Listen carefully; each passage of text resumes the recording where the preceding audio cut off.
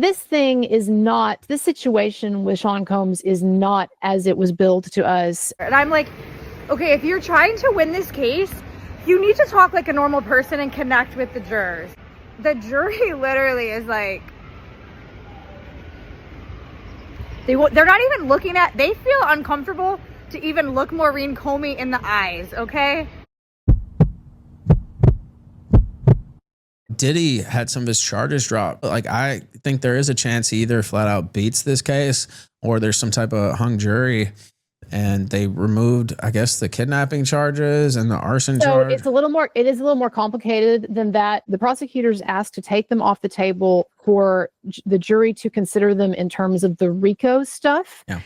And so, but no matter how you slice it, it's still really, really bad for the government and really good for Sean Combs, for Diddy, because it's this, especially this late in the game, you have the government more or less having to admit that they don't think that they can go the distance with some of the primary aspects of their case in some form or fashion. And they must be getting some negative feedback from the jury. I know that I read a bit about someone's experience in court this week. But they were talking about how they sensed a real frustration with the jury at the prosecutor's case and the length of the case, and that there were a lot of like eye rolls now when the prosecutors would call a new witness, and frustration and so forth. Because literally, she's up there going, now you guys have all seen that everything Mark has said is just one big distraction. And quite frankly, I don't have the time or the energy to address all of it. But I can prove that he is guilty beyond reasonable doubt. And the jury literally is like, they're not even looking at, they feel uncomfortable to even look Maureen Comey in the eyes, okay? You can't talk like this, Maureen. And this is controversial, and this is interesting. The defense has opted not to call any witnesses, and people might say, well, it's just because there's nobody who will testify. And they could get some people on the stand. You can always put up some kind of a defense, even with like expert witnesses and stuff. There are people they could have put up. They are making a statement. The defense is making a statement by not calling any witnesses and going basically straight to closing arguments.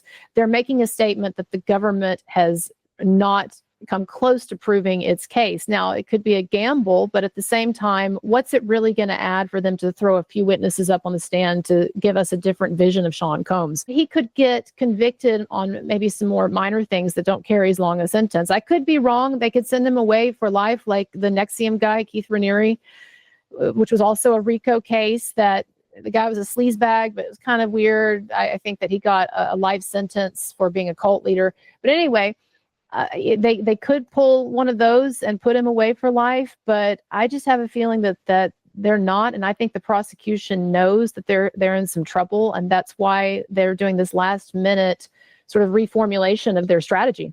Yeah, RICO charges are bullshit, to be honest, and so I don't even think those should be a thing. Now they passed us into law to go after the mob, right? But like every other law, they end up getting used against other people in other situations. But I even for the mob, I always thought RICO charges were complete bullshit. But yeah, that's what they're hitting them on. But as far as dismissing the charges, well, some of them, I think that's just I mean, you don't have to be a lawyer or a legal expert to know that's not a good look. It's like all of a sudden they got to tell the jury that they're not pursuing certain charges that they've been pursuing before. And, you know, if you're a juror sitting there, like, that's like, oh, okay, something's amiss here, right? That's such a good point. Yes, it's such a it's such a deflator and sort of a motivation killer for them, just in general. The jury's going to be thinking, what the hell? We're supposed to have confidence in these people, and they're reshuffling the deck here at the end like this.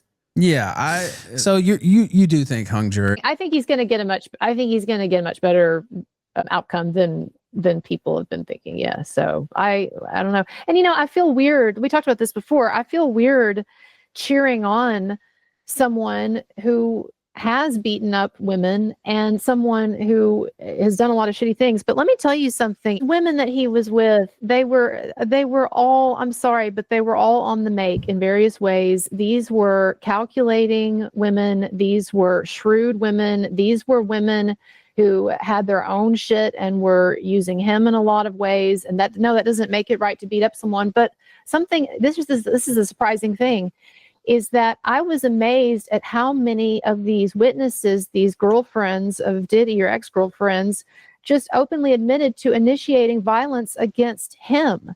And I understand that there is a qualitative difference between a woman punching a man in the face and a man then saying bitch and just beating her down.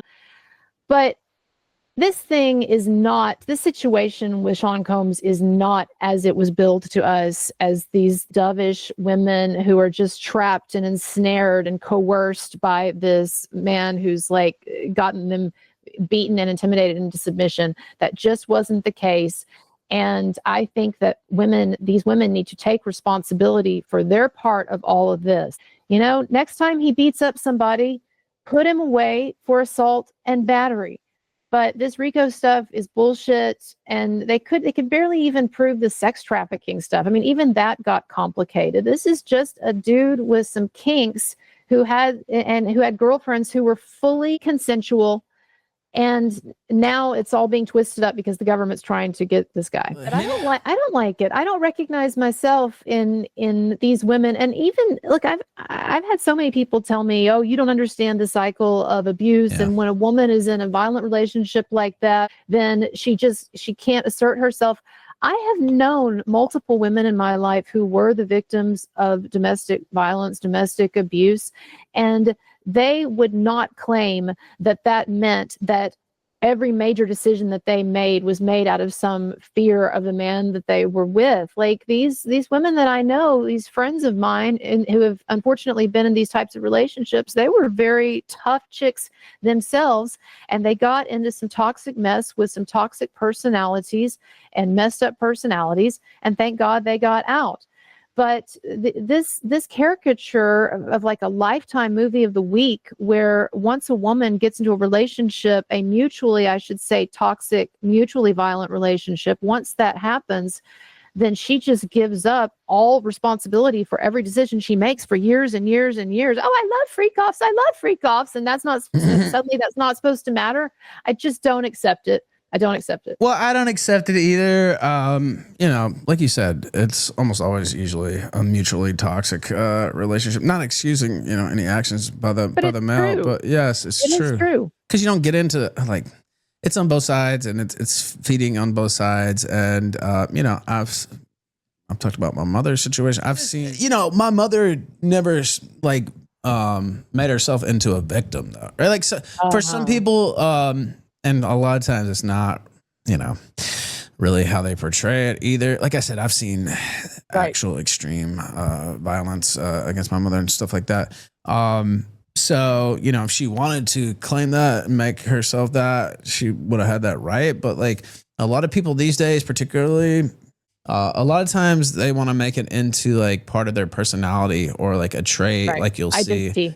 Yeah, you'll see a domestic violence survivor or whatever in their profile and all this stuff. And it's like, okay, I don't know.